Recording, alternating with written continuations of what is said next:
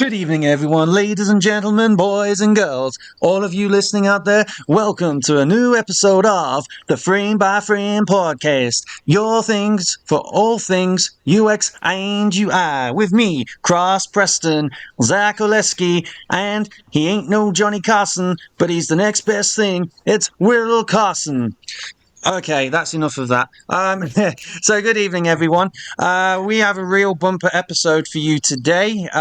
We are going to be talking about goals, patience to overcome desperation, confidence to overcome imposter syndrome, and courage to overcome the uncertainty. So, yeah, let's start off with goals. So I think it's probably the number one thing is you have to establish what you want to achieve with your skills, your background, and your learning. I think we can all agree on that, right? Absolutely. When you first even enter a boot camp, a lot of people will have the goal of, oh, I want a job as a UX designer, or I want a job as a front end web developer.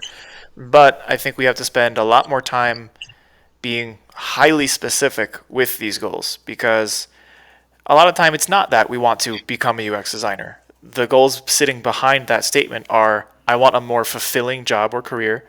I want a job that helps me accomplish my financial goals and a job that helps me accomplish my career missions. So it's really not as simple as saying, "Oh, my goal is to become a UX designer." It's I need these specific bullet points, and once we get specific on that, then we can really tune in to really understand what actions we need to take to accomplish these goals, as well as the emotions we should be trying to steer clear from and the emotions that we should be trying to target. Yeah, I agree with that. I think that it's important to not just say I want to be a UX designer or UI designer or any other given occupation. I think it's important to say what you want to do with that occupation, that you go beyond it. So, for example, instead of saying I wish to be a UX designer, one could say I wish to learn UX design so that, which is actually a common sentence in UX design for those of you Yeah. who know of it. I wish to become a UX designer so that I can make concepts become realities and improve people's lives. For example, creating a better app that is more user friendly, for example. So, yeah, I think it definitely has to go beyond that because if you say, oh, I want to be a UX designer, okay, let's say you get a job, you're a UX designer, you might be a little lost because even though you know about UX design or UI design, I think that it would be a case of you would need to find yourself. I think. Whereas if you say I want to be a UX designer for X, Y, A, B, and C, or X, Y, Z, then you have some idea of you've got the job and you know the way going forward. I think that is very important. Zach, what were some of your goals going into your job search?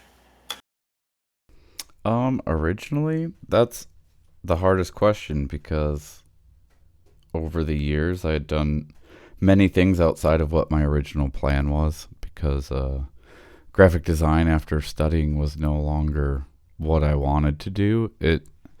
I could do it. It was fun, but at some point like the creativity isn't there. You're doing the same thing in whatever style of the year and you're being told what to do. Like there's limits on your creativity at that point, and then it's almost, I don't want to say cookie cutter, but it's not there's really no big creative outlet at some point. Like you're still relying on going home at night and painting and sketching, but at some point you're just burnt out. Right. And so my goal was to find something that fulfilled me because I don't know how many career changers I've heard and they all say the same thing. And I was just talking to somebody the other day and we were in the discussion of like how you knew you had to do something else. And it's, there's jobs I've worked where at some point it just isn't stimulating mentally, which in turn like takes its toll on you, and you bring that everywhere with you after that. And there's there's this constant going through the motions while your brain is just screaming at you like you were meant to do something more than this. Right. And so going into UX, I had this goal that I had to get back to creativity. I had to get back to design, because after moving to Germany, I wasn't doing that line of work. I was strictly doing like freelance, and I was still designing tattoos and stuff for people. And so that bit of creativity was still there, but like my majority of my day, which is when you're at work, was spent just in mind numbing habits at that point. Like there's nothing exciting could happen other than a major accident. Like this, there's Yeah. it's yeah, and the whole time you're at work, you're not even really there, because you're just like thinking, what else could I be doing? What else would I be doing if I wasn't here? And then that's not good for work either. Like you're not focused on what you're doing anymore. You're just kind of doing it. And then so I started looking back into like, should I go back into graphic design? When I got out of school, it was becoming flooded. It was becoming like the trendy career to have in that time frame. And yeah, so not only was it like fierce competition to get a junior job, like we're all learning about UX right now in the industry, but it was just, yeah, it was monotonous at some point. You're doing the same thing. Hey, logo design. Oh, rebranding. Oh, design these letterheads and business cards to match this this company's design guidelines, and that's just no fun. And so I started thinking, I'm like, well, everything's digital, everything's going web. I love video games, but I have no experience even in programming, like enough to get me into that position. I don't think there's any way. And and then I started looking into like web design, and I started learning HTML and CSS, and started learning some JavaScript. And I was like, well, if I'm going to do it, I can at least try like freelance. I know some business owners and just people where I can try stuff out and be like, hey, I did this. If you like it, you can use it. If not, give me some feedback, because I'd like to keep improving. And through that process, I kept hearing the term UX and UI, and I was like, I'm not really sure what that is, and I feel like I should, because everybody's talking about it. And then I started looking into it, and then realized like before digital UX, there was like real world UX. Like, how can we model our grocery store better so that customers buy more, but they're also in no hurry to leave, and they have a good experience while they're there?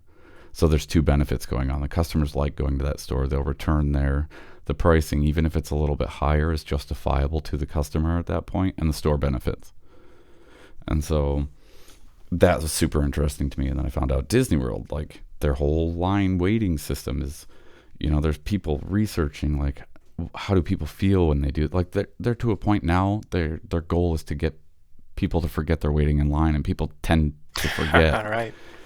And yeah, so I just became, to me, that's like a puzzle. Like behind me on my desk, I have one of those crypt puzzles where they're just black and shapes, and they're not normal puzzle pieces. And when you're looking at the box for a picture, it's just black, so there's no way to really figure it out. And yeah, so stuff like that interests me, and that's where I fell into UX, because I'm like, oh man, there's these problems, and you get to research like why these people are having these problems, and how you can make this better, and how you can improve this and make things more intuitive. So it's almost just like your brain shuts off to use something. It doesn't have to, like, you don't have to be completely focused. And to me, that's the greatest thing in the world, because I struggle a lot with like planners. I have so many planners because I'm ADHD, and my day is spent like needing things to either A, keep me on track, or B, like snap me out of a hyper focus sometimes. So Gotcha. Yeah. I was struggling with a lot of those apps because none are really tailored for that. Like, people don't think about that. Like, I have 5 planners, and they're all for different things throughout my day, just to help me manage my day.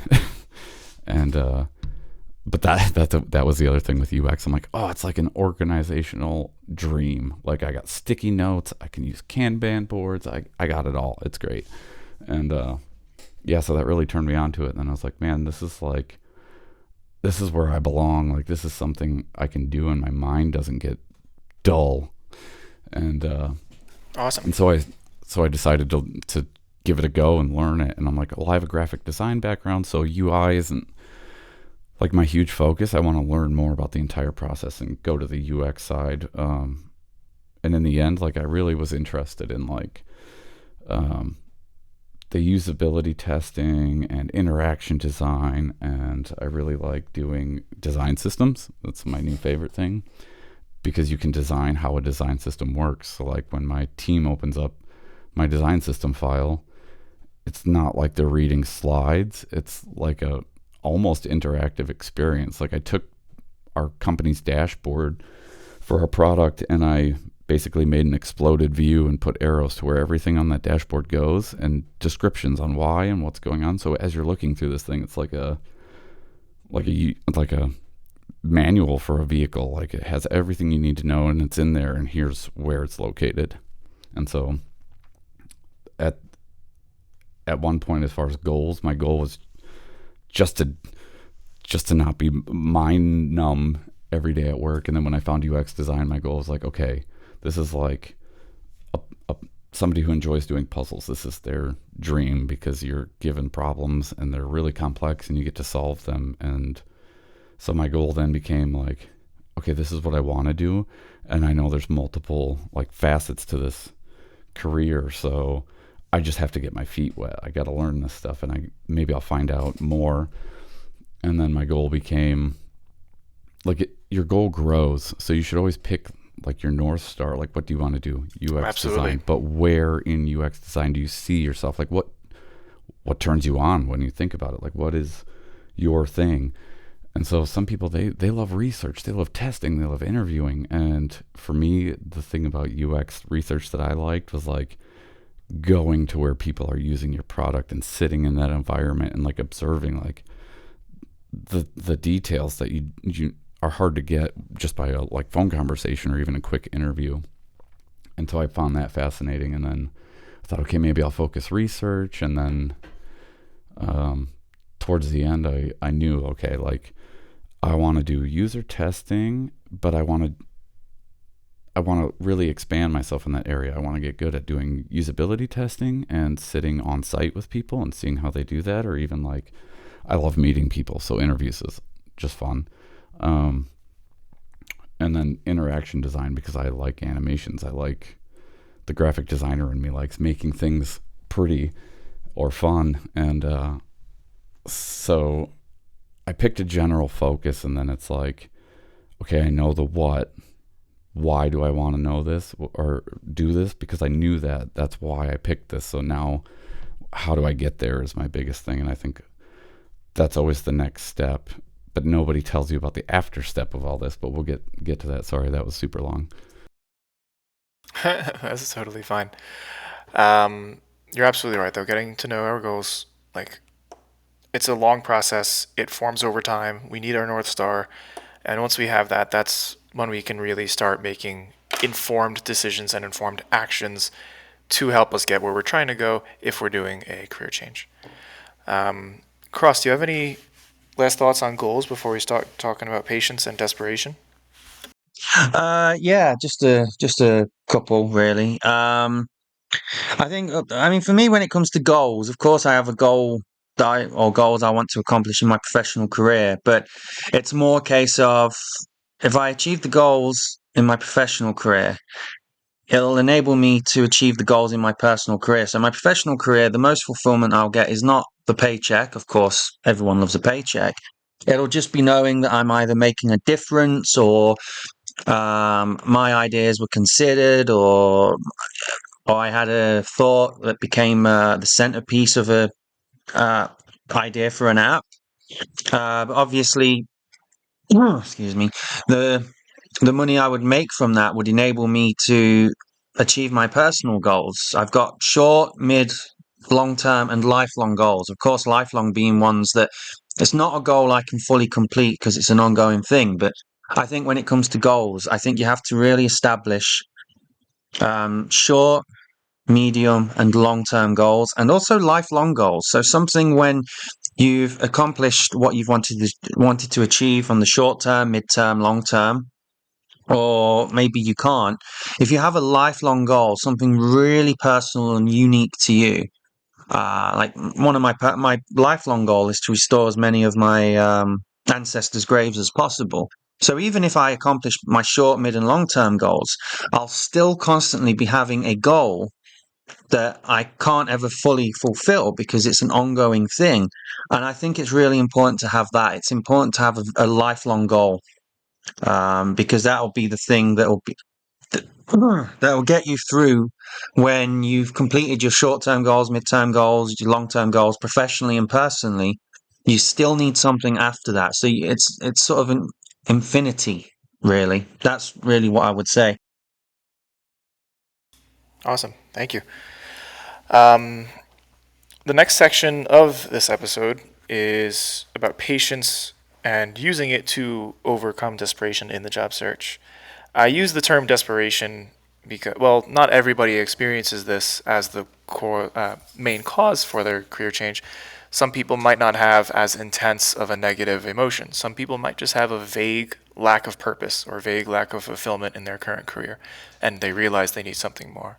But other people do experience more intense emotions, such as desperation, fatigue, disgust, discomfort. I know for me, Frustration. once I realized, yeah, frustration, absolutely. When I realized I needed to do a career change, it was mostly desperation, frustration, even a bit of embarrassment that I hadn't already found something I was interested in. And I landed on impatience. I landed on patience as the primary remedy to get over these. Mostly because, like, patience is kind of just the idea of how long can I withstand my current state, or how long can I withstand any state that I'm aiming at. Now, it's really hard to be patient when you're also desperate. It's really hard to be patient when you're also like blindly anger.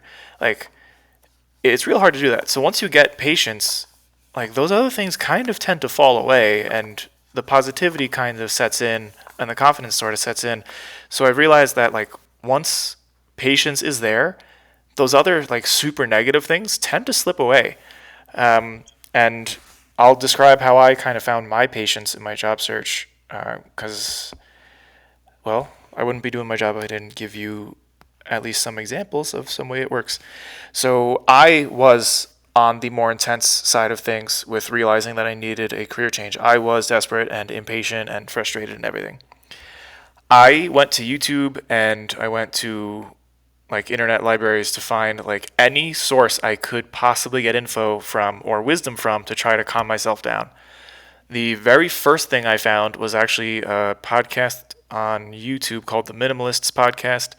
They first helped me get into a state of peace with like my immediate surroundings, like literally my bedroom. I started getting rid of the clutter in my bedroom, which made me feel more peaceful there, which allowed me to feel more patience. After that, I was recommended a book from a friend of mine. The book is called Thinking for a Change by John C. Maxwell. And over the course of like half a year, I started realizing some changes in the way I thought and the way I acted on a daily basis. I'd become far more intentional in almost everything I did.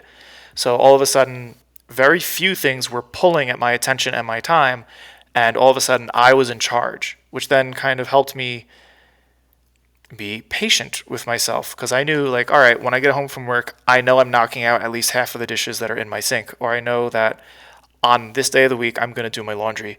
I don't have to spend the extra time worrying about it throughout the rest of the week. After that, I started reading more books, finding more podcasts or YouTube videos or TED Talks, and just whatever I had to do, read, consume, listen to, whatever, to gain patience. Once I developed that, I realized, like, wow, I can stay in this current state like much longer than I thought I could. I switched jobs to something that I could walk to, just like literally the nearest restaurant, to just have a mentally more calm work day, so that I could spend my working hour or my mental efforts on the job search. But just the patience really came in handy, because now all of a sudden I wasn't desperate. I didn't need the career change right now.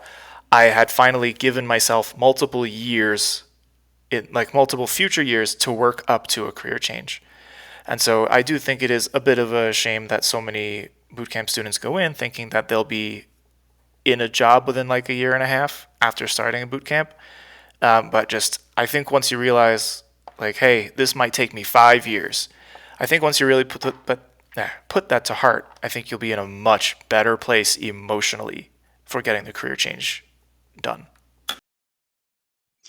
Yeah, well, I think this really does follow up from goals. I mean, I think sometimes desperation happens when one is so passionate about their goals. You know, goals they wish to fulfill with ardent fervor. Can make people desperate. I think it's the same for me. You know, I have so many goals I want to achieve, and I know how to achieve them. But of course, I need a financial break, of course. And I think that with this, Absolutely. it does make me more frustrated. So I probably take things in ways where I wouldn't otherwise. So let's say I had a job and I've got the classic car I wanted. I'm able to visit England every so often or whatever. Well, basically achieving my short term and a few mid-term goals. I could be looking for another job, but I'm not going to get frustrated because I'm thinking, well, actually, I've got my goals fulfilled, and there are goals that I'm fulfilling in the process. So for me, if I were to apply for another job when I've got a job, I wouldn't really feel the desperation. And also, I think it's not just the goals either. It's also your circumstances. I mean, for me, I'm having to live on an overdraft just because 80% of the benefits I get, for those of you not familiar with the German system, you have two benefits, tier one, tier two. Tier one is where you sort of get a refund of what you've paid in of 67%. The second tier would be the equivalent of welfare, really. So for me, it's a case of I want to be having an income in um, so that I can feel as if I'm not just keeping my head afloat, you know, like kind of not just on the poverty line, so to speak. I mean, 80% of what I get goes on my rent and bills. And then I've got obviously the rest for food, but of course, cost of living everywhere all over the world, which makes people desperate in general. I don't just think it's just for jobs. I think it's just desperate for, you know, for being able to do more, especially when you've done more in the past and you've got to do less now. But yeah, desperation. I think it's important to not show that to a recruiter or company because, in fact, funnily enough, I was actually mentioning this on a comment I made on a post. Um, and I'm not really one to mince my words. And I was saying, in essence, that that was it. It was about, you know, you guys know, well, you've seen it, the green label saying open to work, right? The one where it's open Absolutely. to recruiters. And I was saying, I mentioned that, and someone was made a post about how it's not bad to be desperate. And my point I was making in the post was, no, it's okay to be desperate, but it's not okay to show it because even if you've got the skills, if you're applying for a job and you're desperate, I don't mean necessarily saying your circumstances, but really being too enthusiastic, not about the company or what you're doing in the role, but about just getting a paycheck. And I can understand that. I can understand that because I'm in the same position and I know it's tough.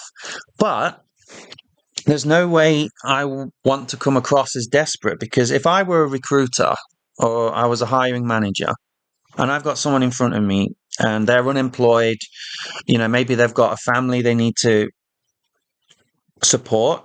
Of course, I would have a very sympathetic tone and manner, but ultimately there is a business that needs to be run. And I would be thinking, well, investing in someone new is very expensive. I read somewhere, I think it was in um, not Time magazine, some magazine anyway, where it's actually cheaper to keep someone than to hire someone. And if I were the recruiter or the hiring manager, I'd be thinking, well, as much as they might have the skills, I think they're just going to get the job just as a sort of midway point in order to be financially stable in order to get a job that they actually will enjoy. So I think it's I can understand when desperation turns people off. I mean, it's the same in dating. You know, if you come across as desperate, no one really wants that, because you, like with the job, or like with someone you might go on a date with, you're ignoring the unique things. You're ignoring the person, or in this case, the actual job, and you're just thinking of yourself. So I think that the desperation showing it is not a good thing at all. I mean, it's one thing to mention your circumstances. It's another thing to keep bringing them up, or to be so enthusiastic, too enthusiastic, that it's actually superficial. And really, you just want this as a means to an end, rather than this being a start, I think. Exactly. Like what you said at the end there, like it's totally fine to admit and realize and even talk about the negatives that affect your life. It's not okay to let the negatives rule your life.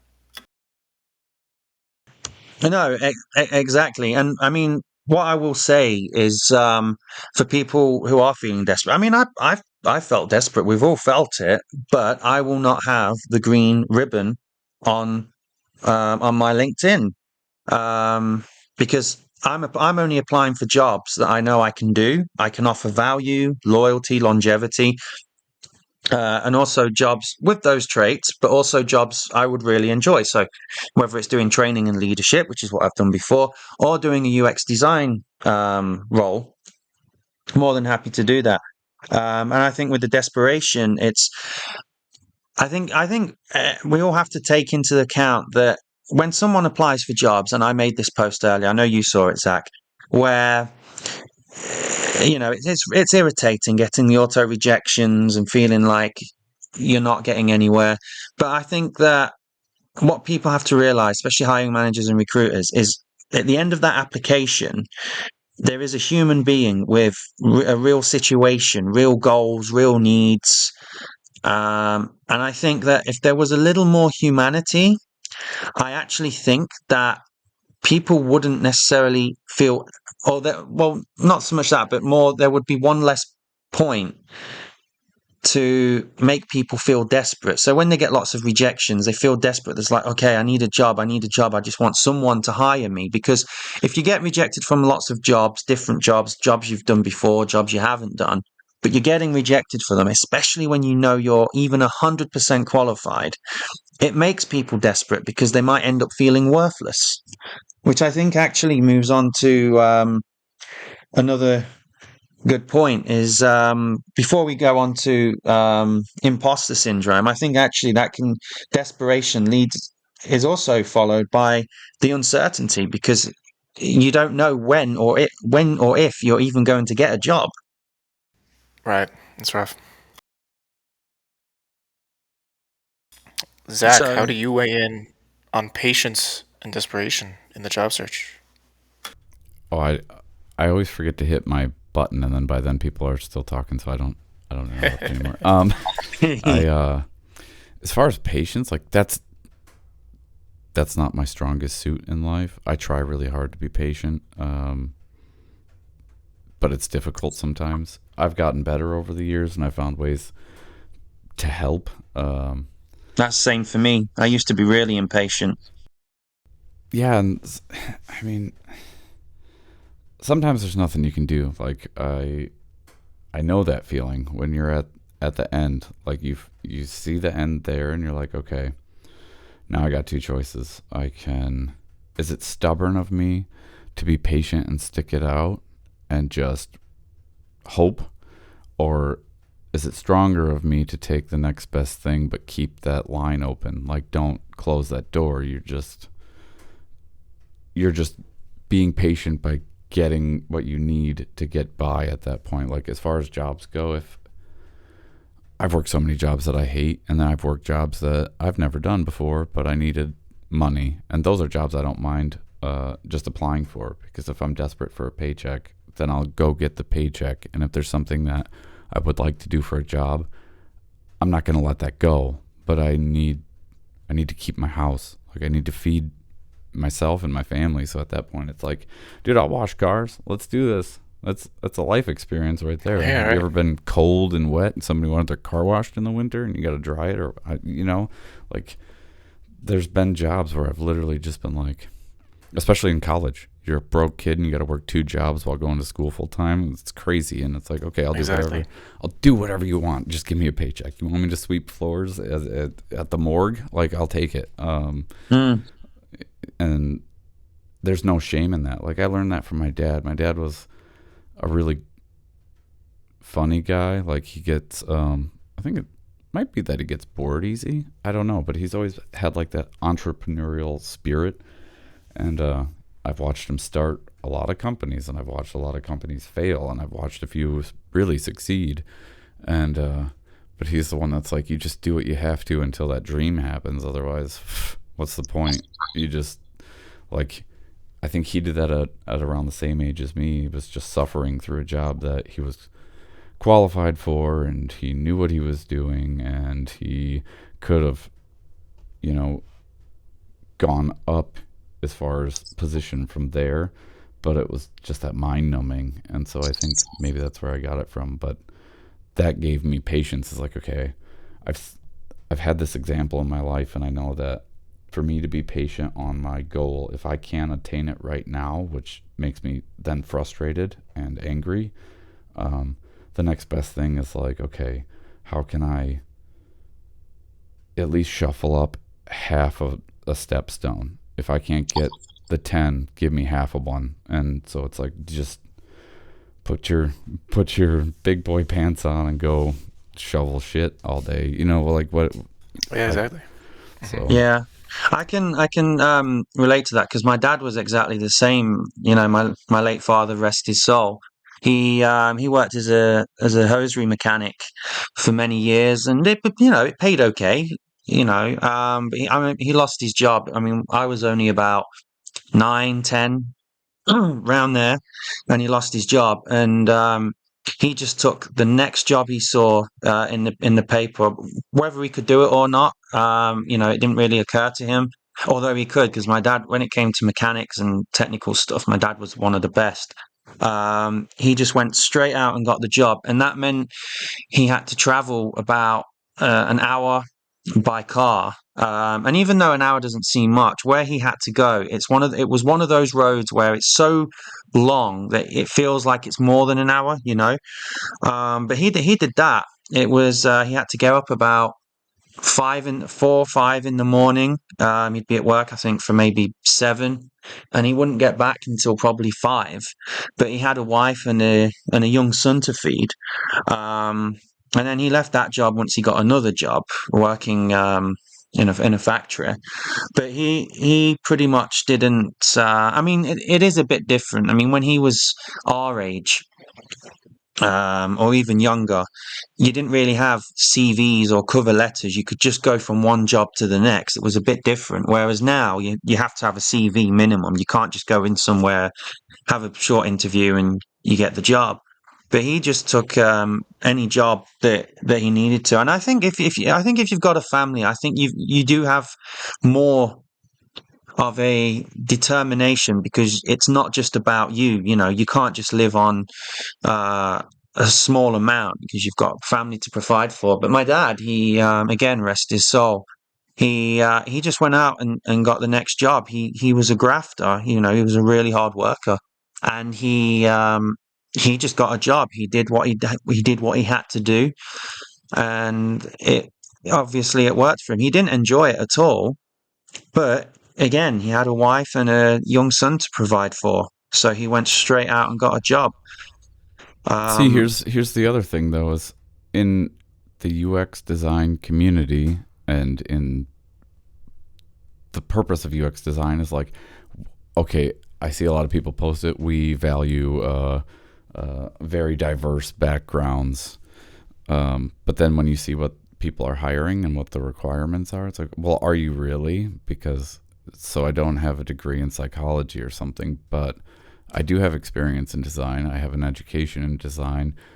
No, I'm not specifically doing graphic design or anything in this job, but at the same time, the people that I could potentially be helping by working for a specific app designer or software or even down to refrigerators and blenders. Like, I mean, the things you can design for people to better use, like, what better way to do that than, okay, you can get your UX job, go make coffee, go work as a barista, go work in a coffee house, make espresso all day, and maybe you have the opportunity to work with an espresso machine that makes your life hell, and that's your idea. Like, that is the thing that you can do yourself as a passion project, and it might get you a job at Bosch designing their next electric coffee machine display. You never know. And so I think there's no shame in taking that job, even without a family. Like, if it's to get you one step closer. I mean, I start to look at everything now after learning UX, like, everything is a learning experience. Like, there's something you can get out of it. There's a bit of information and data to collect from everything you've done to help get you to where you need to go a little more efficiently, or even with some new ideas. Mm-hmm. And now that we're talking about jobs, and like jobs that are not specifically UX jobs, or maybe not the target or ideal jobs that we're going for, I did want to bring up a point that I had in planned for later, which was, it is totally fine to take a job that is not the goal. It's totally fine to take a job at the nearest McDonald's or back in your old industry or at your old company. It does not mean that you're quitting, and it's not an admission of defeat. It's not. You simply have to do what you have to do to put food on your plate, clothes on your back, and a house or a roof over your head. Like, there's nothing that screams quitting or defeat about that. It just means, hey, this is what I have to do right now. I can still fight for my career change in the rest of my time, the rest of my day. Like, in no way is going back to your old company a form of quitting. Yeah, I think it's you're not quitting on a design job. It's just sort of covering the bases. So, of course, for me, I've been applying for call center jobs, which I've done before. I've got at least 4 years experience in various roles. Um, but even then, even when you apply for these jobs, I think I mentioned it to you guys. I mentioned it to a couple of people where I didn't even get given an interview for a call center job where you only need English and 1 to 2 years of call center experience. And I thought that was ridiculous, to be honest, because I thought, well, okay, I can offer not only English but German. I've also got 4 years of a call center, and from what I read in the requirements, you didn't really need to have specialist knowledge. It would have been nice, I think, a benefit if you'd have had agricultural knowledge, but it wasn't required. And when it comes to these jobs, yeah, you're not giving up on being a designer or any given discipline that you've got the skills to do, but I think that sometimes it's very easy to be complacent. I mean, I was working with people who had university degrees. One had one in aeronaut engineering, and yet I think what happened is with people is they get complacent. It's almost as if to say, well, it's not what I want to do, but it's paying some bills. I'm still able to enjoy myself. I'm still able to go out with my colleagues.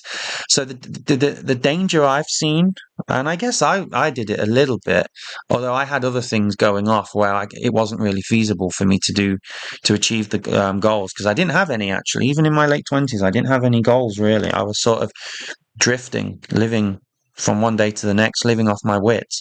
But I think there's a danger of being complacent.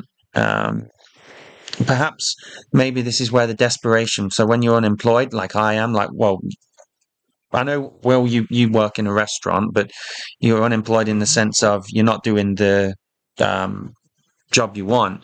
But I think when you're unemployed, I think it's actually, in some ways, I think it can help to not get complacent in an ordinary job. Whereas I think if you're not desperate, I think it's a lot easier to fall into that trap of thinking you've got something that's okay. It's not good, it's not great, but it's okay.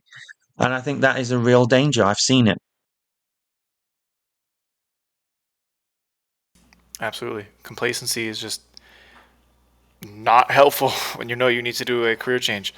You want that motivation to keep moving. I Yeah. mean, it's much preferable to have a positive form of motivation than a negative form of motivation, but you still just want that motivation to get away from whatever evils you're facing in your current career.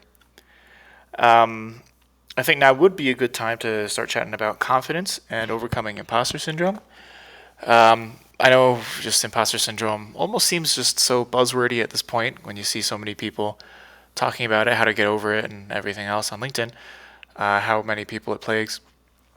I'll explain how I got over it, and I want to hear from you guys too. So when I did my UX boot camp, I ended up taking a UI specialization course that was built into my boot camp. And at the end, once my project was done and I was having my last meeting with my mentor, he said a couple things that I ended up writing on my board every day as affirmations, such as the following: "You are ready. I give you permission." Now, there was a bit of a language barrier, so maybe the grammar wasn't exactly the way he intended it, but it came across perfectly to me. Like, he told me, hey, you're ready, and I give you permission, basically, to do the job, to do the work, or to do the job search, whatever. This was the first time I had really heard from another person, like, hey, like, welcome to our world, or welcome to the club. Like, you can be a member.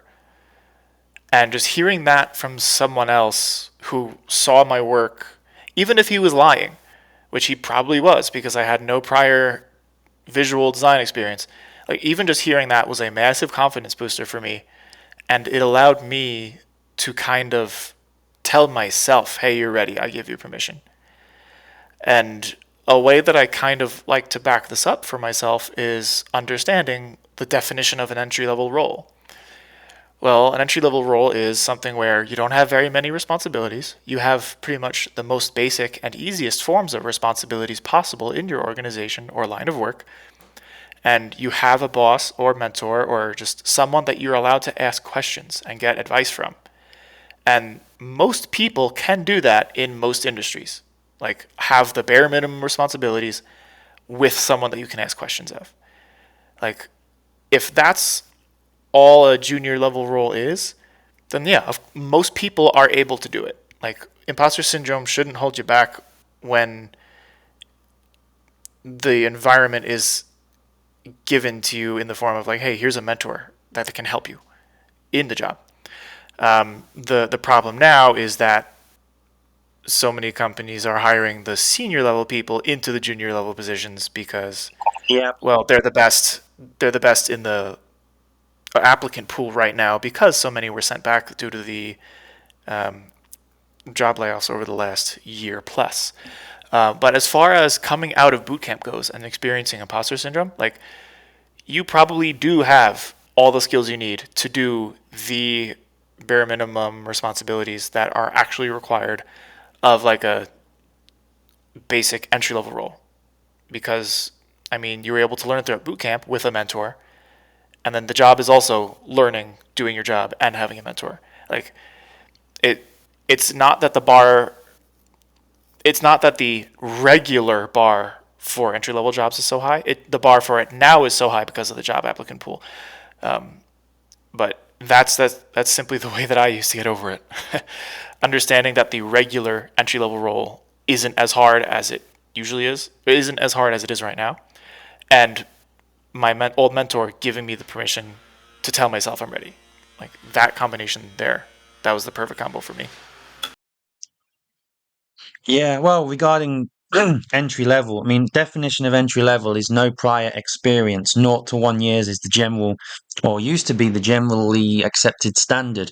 And you're right, it's as a junior, you are there more to learn than to do. I don't mean as in you don't do anything, but I mean as in you do things that you know about, that you've got the tools for, because that's what a boot camp is about. It's not about making you an expert with all these years of experience. It's about giving you the tools, giving you some way of thinking on how to use those tools as best as possible. But I think even if someone's got years of experience, I mean, you mentioned, which is a valid point, that seniors are now taking the junior jobs because it means that companies save money because they know that they don't have to train a senior as much or mentor a senior or keep an eye on them, but they can pay the equivalent of a junior wage.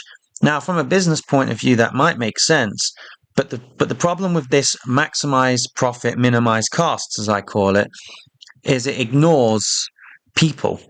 And that's what you're dealing with. A business does not run without people. And if you don't have people, or you have people who you favor over another for a role that isn't actually designed for them, where they're technically overqualified, then you have a problem because it shifts everything back. So a senior gets the role of a junior position and the pay. So where does that leave a junior? Well, a junior would have to go below the average. They'd have to say, well, you know what, 45K, 43 to 40 to 45 for a junior position is the average, at least here in Germany.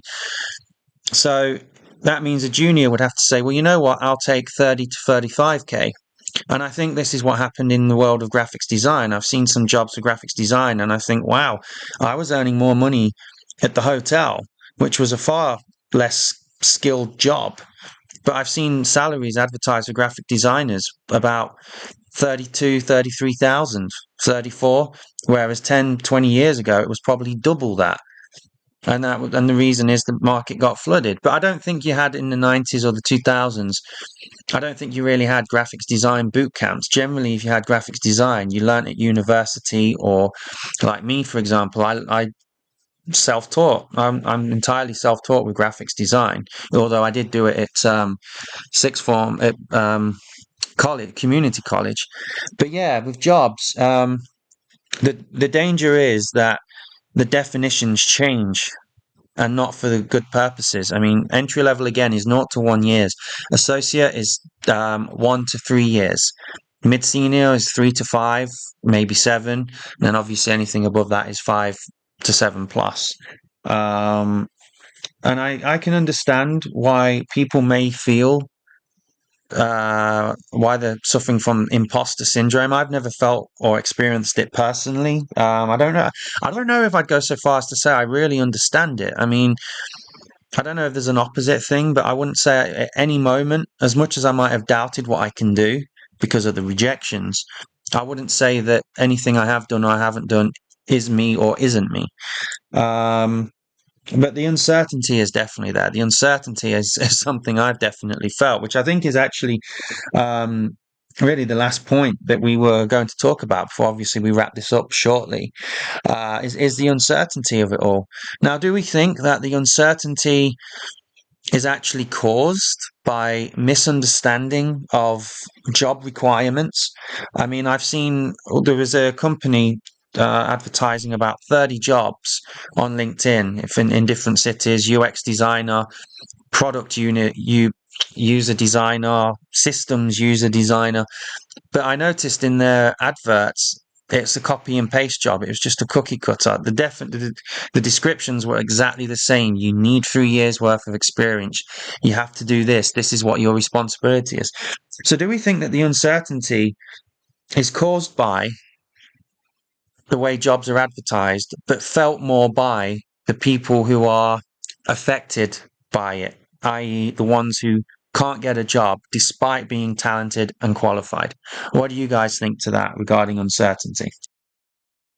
I think currently the market itself is where most of the uncertainty lies because, I mean, you had like huge tech layoffs that helped the flood of the UX market. Like now there's talent. There's a lot of talent and a lot of experience available. And so any jobs that were posted, if they have any awareness about UX design and the companies that were laying off, they tried to bag a couple of those people as fast as they could. And so there goes those jobs. And then you have the other ones who maybe they didn't have the huge Google name under their experience belt. They're the next ones to go because they've worked at similar large companies. They aren't the likes of Google or Apple, but they have a name. And then you have other designers that were at startups. They're very talented. They have the experience, probably in more avenues. They are probably more generalist designers, but they're the next ones to go. And after that, it's like a mix of everyone else. And then come the new guys and the juniors. And, if all those other people are the first ones to apply, the juniors are getting scraps or nothing at all. Or, there are startups out there that are looking. There are companies like that just, they value talent, and they want to see talent that's growing, and that's what they're going for. They don't care who the big designer is or where you worked before. Like, maybe your ideas are used up, or maybe now you're stuck in that mind frame for designing. And so, yeah, just the market in general, like these companies snatched up all the talent right away. Nobody's sure where the jobs are going to come from next. Nobody's sure what the next year is going to look like, especially with inflation and layoffs that continue to happen. And nothing's really completely reversed. Like, the market's still flooded and people are still looking, and every job posted has 700 plus applicants. So I think the big black hole of uncertainty is just, you're staring at it right now. Yeah, I think this is probably the thick of it. I mean, I'm sure if the three of us had done the boot camp course that we did, last year, 2 years ago, obviously it would have been easy. We'd have been able to cherry pick. I mean that's not to say that boot camps are a bad idea. It's not. It's just that I think with the way knowledge of UX and UI design being made easier and more accessible, and obviously when something snowballs, when there's a bandwagon, people want to jump on it. So when there's money to be made, it's always the first people who start the bandwagon, the first people who start jumping on it, that have the security for life. So the pay, the experience, all of it is something that they have. Whereas obviously junior designers or those new to the industry. Yeah, but we're also hitting a stale point in UX design where everything is relatively the same. Like, I can get a kit and I can start throwing wireframes together, and I can use that same kit to start building my designs. And then I just have to edit, copy, paste, drag, drop. Here you go. And no, I think it goes back to the courage part, is be unafraid to keep learning anything you don't know, because the more you know, especially as a junior, the more qualified you are for that position over somebody who's been doing it for 5 years. Because you might be the new guy, but you're not afraid to push those design boundaries, and you're also not afraid to learn that new material and try to keep up and keep doing as much as you can to help your team at that point. And I think some companies are recognizing that and going for it, but people can't be scared to learn as much as possible. People are generally, sort of natural to be afraid of change. I mean, someone who's this is one point I wanted to make before we wrap up, is just because someone has years of experience does not mean that they're necessarily a good designer now, because they could still be set in the past. And if you'd rather have someone who can learn, who can adapt, get used to the new trends, someone who has to learn more trends compared to, say, 10 years ago. So that's the thing. Years of experience is not really everything. I mean, it can count. There's no substitute for experience, but experience isn't a substitute for everything, is what I say. Yeah, but I think that actually, regarding the uncertainty, I think it's a combination of all the factors that we've established here, and obviously all of the topics we've covered in this week's episode are all obviously interconnected.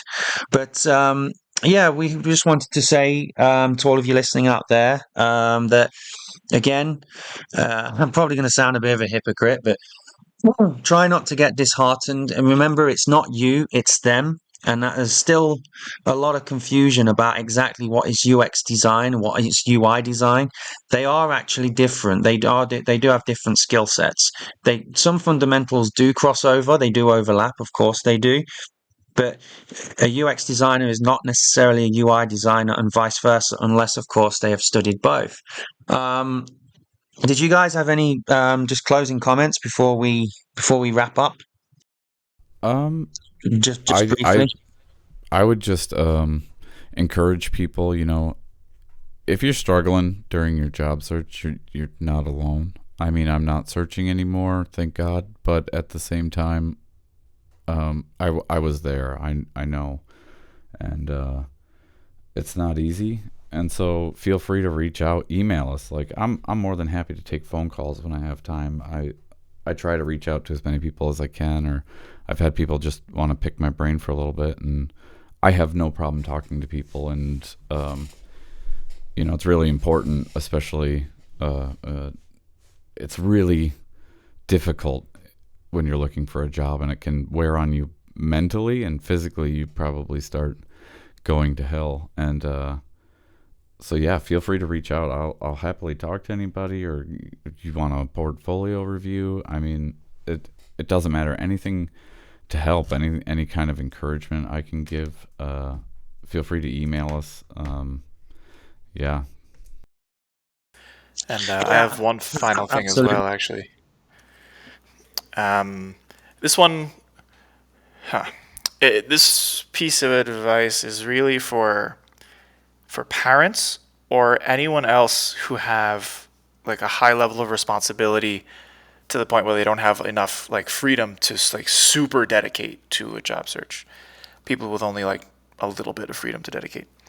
So you may experience the thoughts one time or another of like, hey, you know what? I have too many responsibilities. I can't try to do a job search, or I shouldn't try to do a career change right now.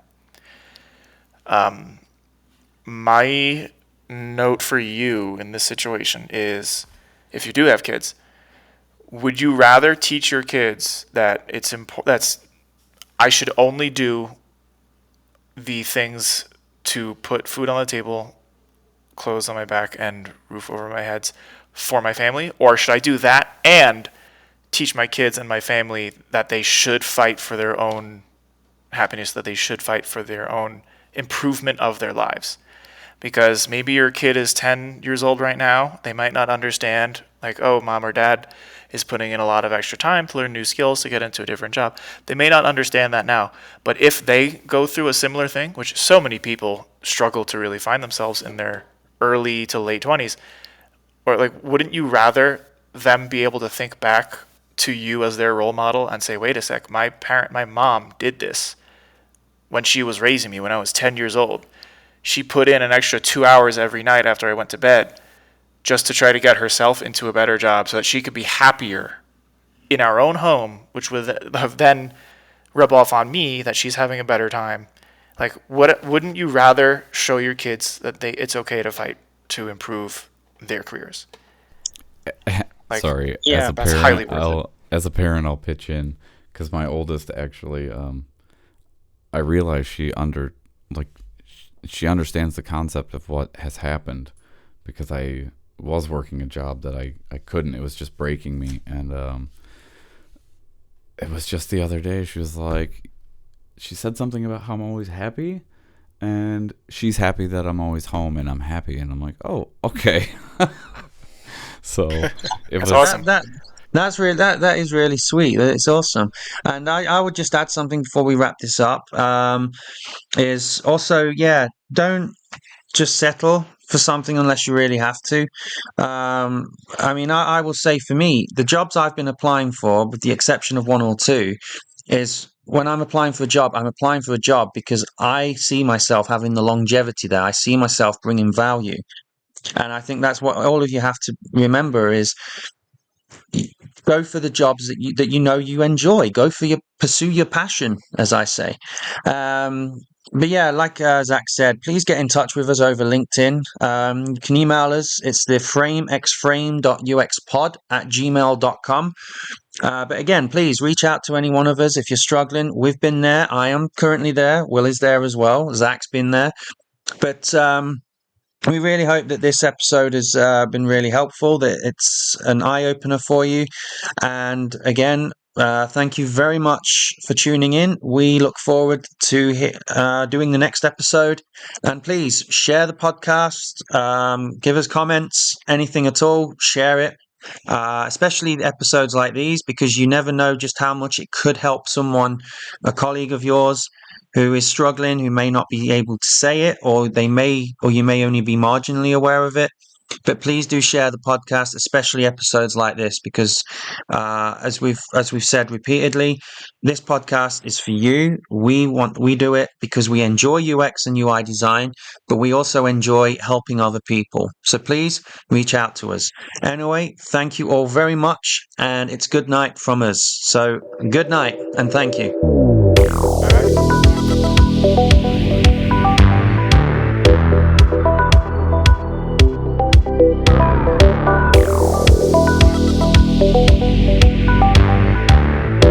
Bye.